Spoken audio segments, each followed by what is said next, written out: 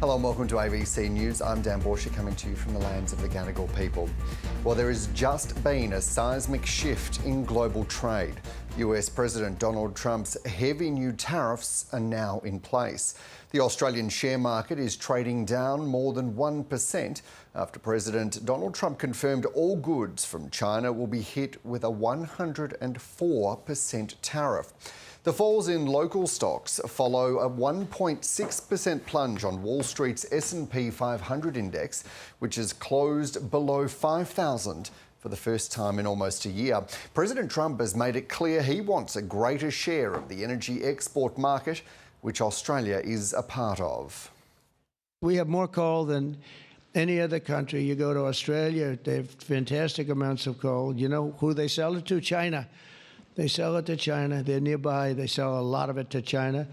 But we have more than anywhere else on Earth. We also have more liquid gold than anywhere on Earth. So we're really an energy behemoth, but we're unleashing that also. And Alicia Barry has been watching the morning session of the stock market and joins us now. Alicia, this is an enormous move, really, that you and I have been talking about for a couple of days now. What's the latest on the markets? Yeah, that's right. It's a seismic shift in the, not just the global trading system, but the way that countries interact with each other as the US seeks to go inwards with these tariffs.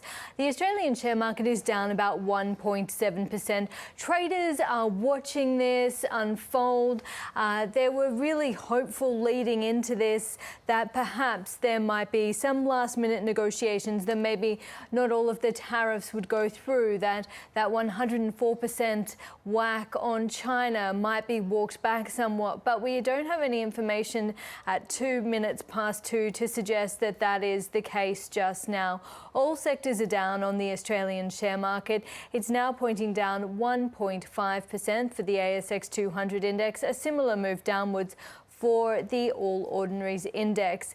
At midday when we last spoke, Dan, we did see a little bit of a reprieve on the Australian share market. It was just down 0.9%, and that might have had something to do with the fact that China intervened in its currency markets to allow its currency, the yuan, to drop a little against the greenback, which would help offset mildly some of these tariff impacts, because of course that would make its exports a little cheaper. We also heard from the New Zealand Central Bank, the Reserve Bank of New Zealand. It's cut interest rates as expected by 25 basis points. So those pieces of news may have helped ease the fall on trade at that point in time. But now that these tariffs appear to have been enacted in full, the market is falling again. As I said, all sectors are lower, not really anywhere to hide on the Australian share market at the moment. Of the top 200 stocks, 164 are pointing down, 3 are flat and 32 are up. When we look at the market over the course of the week, we of course saw a 4.2% fall on Monday, a bounce yesterday of around 2%, but for the week now we are looking to still be down around 2.1%, and for the year we're off about 9.5%. And when you look at from the peak back in February, at the beginning of this year, the 14th of February, we're down well over 10%. You've heard a lot about correction territory. It essentially means a 10% or more fall from the most recent peak, and we're certainly here now. Yeah, indeed. I mean, that's a really interesting point you made about the intervention in the currency, and I suspect there'll be more analysis on that as the day progresses and, in fact, over the coming days.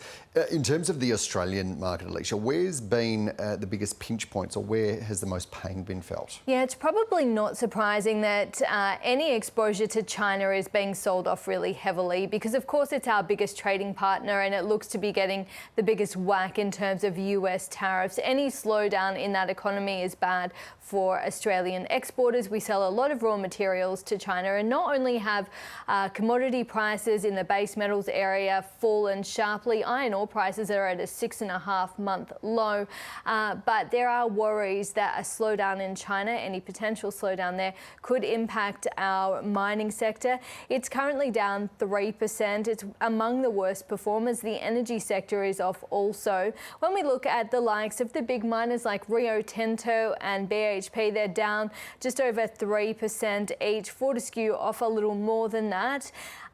The smaller miners like Champion Iron and Nickel Industries, Mineral Resources, all down well over 11%. And then you get down to Pilbara Minerals, which is down just 7.8%. So some really big falls in the mining sector. And also there are now fears of tariffs hitting Australian pharmaceuticals or in that sort of healthcare space, with Donald Trump referencing tariffs around pharmaceuticals in a speech that he made only recently. So these reciprocal tariffs taking effect, certainly hitting our market pretty hard, with the miners the worst affected at the moment. And what about the global markets? What are we seeing so far? Very conscious, of course, that it's just a couple of minutes past and it might take a little bit more time for this to flow through. Yeah, certainly we are only seeing the reaction play out moment by moment, but the markets have been trading down, not surprisingly, across Asia, which is open now. Japan's Nikkei opened about 3.3% weaker. It's currently down about 3.5%. You can see there the Hang Seng in Hong Kong has come back from that nearly 5% fall. It's now down around 1.5% to 2%, and the Shanghai Composite has actually improved. It's sitting fairly flat at the moment, and again, that probably has to do with the fact that the People's Bank of China has weakened the yuan reference rate for a fifth straight session in terms of trying to prop up the Chinese economy in response to these tariffs. The fact that there is action being taken probably alleviating some of the fear on the Chinese markets. The NZ50, where we saw interest rates cut by 25 basis points, it's down around 0.5%, so the falls have come back a little bit there too. If we turn to Wall Street, of course, it was another down day. Down, as you mentioned in your intro, 1.6% fall for the Dow Jones. It was a similar situation for the S&P, and the Nasdaq off sharply as well. It's worth noting, though, the pain has been spread out over the last 4 sessions or so, and since Donald Trump unveiled his tariffs on Thursday Australian time, the S&P has lost more than $6 trillion US. That's a record 4-day decline. It's worst since the index was created in the 1950s. And another thing to watch, we do talk about volatility, but there is a measure of that, and that is the VIX, or volatility index. It sort of accounts for fear in the market. It's jumped well above 50 overnight. It hit 60 in an earlier session, and there have only been 2 periods in the last 2 decades where the gauge has been above 50. That was in the GFC and during the pandemic. So really telling you just how concerned investors are. Typically that VIX index trades at around 19 or so. So a big jump above 50, showing that traders are typically looking to cover their losses in the market, really worried about the outlook for the next 6 months or so. A check of commodities now, where spot gold prices are back above that $3,000 US an ounce level. Crude prices have been coming down for days. Now it's $60 US a barrel when it comes to the benchmark Brent crude. And the Australian dollar has obviously taken a hit. It is not seen as a safe haven currency. It's seen as a risk currency. It falls in line with commodity prices and fears about a slowdown in global growth more broadly. Currently sitting well below 60 US cents at 59.62 on the screen there. The only, I suppose, silver lining about a fall in the currency is it does make our exports cheaper, so they may make our exports slightly more attractive in the face of these tariffs, but not a good indication about how traders are feeling about the global economy and the outlook for commodity prices, and hence the currency's falling quite sharply. Alicia, very grateful for that analysis. Thank you so much. Well, it's just past midnight in Washington, DC, and it's just after 12 noon in Beijing and Taipei. East Asia correspondent Kathleen Calderwood joins us now from the Taiwanese capital. Kathleen, the US has slapped China with a 104% tariff. Is there expected to be a reaction, or much of a reaction, out of Beijing? Well, look, it certainly seems like Beijing is standing firm, Dan. Just to lay the timeline out for people, of course, Donald Trump announced that raft of measures in his Liberation Day announcement last week. That included a 34% tariff on Chinese goods. Now, that's already in addition to 20% that he's already put on Chinese goods in the first couple of months of this second administration. Now, that brings the total to 54%. We saw on the weekend Beijing respond, saying that it in turn would put 34% tariffs on American goods coming into China. And then we saw, of course, that angry reaction from Donald Trump yesterday, saying that if the Chinese government did not reverse that decision within the day, he would be slapping another 50% on top of all these tariffs. So that's how we've got to this 104% figure, which has just come into effect. So Beijing yesterday was very strong on this. They did not reverse that 50%, that 34% decision on their behalf. The Foreign Ministry accusing Donald Trump and the US administration of blackmail and bullying, saying it was a typical move of unilateralism and protectionism, saying that America is severely infringing on the legitimate rights and interests of other countries. So a very strong response there. It doesn't seem like the administration in Beijing is going to back down. And certainly, of course, now they are probably concerned with presenting a strong image, a strong response for their own domestic consumption, the public there in China. And it is worth noting too that as well as this 50% tariff, Donald Trump said that he would be cutting off any opportunities for negotiations if Beijing came asking, but he has for some time been saying that he was due to speak with Xi Jinping on the phone, the president of China.